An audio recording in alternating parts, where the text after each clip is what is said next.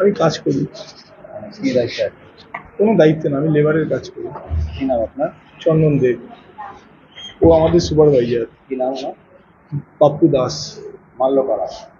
চিনি না কাউকে। কতজন ছিল? অনেকজনই ছিল, কতজন ছিল জানি না। আমাকে এরকম কি ভাবে labor চোদ্দ সব লেবার এসছি, ওই অবস্থা দেখেছি। আমাকে এরকম ভাবে আপনাকেও মেরেছে। মেরেছে? ওকে কি দিয়ে মারলো? তা জানি না, ওকে কি দিয়ে মেরেছে তা ওকে দেখিও নি আমি। কোথায় হলো, কোথায় জায়গাটা? গেটের সামনেই। আপনারা কি ঢুকছিলেন না বেরোচ্ছিলেন? বেরোচ্ছিলাম তখন। কাজ করে বেরোচ্ছিলেন? আপনি কি কাজ করেন? আমি ক্রেনের কাজ করি। কোথায় বাড়ি আপনার? দমদম ক্যান্টনমেন্টে। আর ওই যে মারা গেছে ওর বাড়ি? হাবড়া। জানেন না? একমাত্র ওই বলতে পারতো, ওই চিনতে পারতো, ওই কারা ছিল ওই জানে। রাস্তা গিয়েছি, সেরকম খবর হয়েছে, ফোন পেয়েছি এরকম কিছু একটা একটা মারামারি বা কিছু একটা হয়েছে। আমি এখানে কাজ করি 10 বছর। আপনার ভাই একসাথেই কাজ? ভাইও একসাথে কাজ করে। আপনি কি করেন?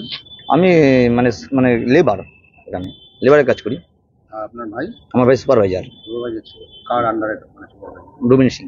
হ্যাঁ? রবিন সিং। রবি সিং। হ্যাঁ, রবি সিং। মানে উনি হচ্ছে লেবারদের দেখাশোনা করতেন? হ্যাঁ, লেবার দেখাশোনা করতেন। আপনি এখানে লেবারের কাজ করেন? আপনি এখানে কতদিন চাকরি করছেন? 10-12 বছর। কোনোদিন কি দেখেছেন যে ভাইয়ের সাথে কারো কোনো সমস্যা, কারখানার ভেতরে কিছু নিয়ে?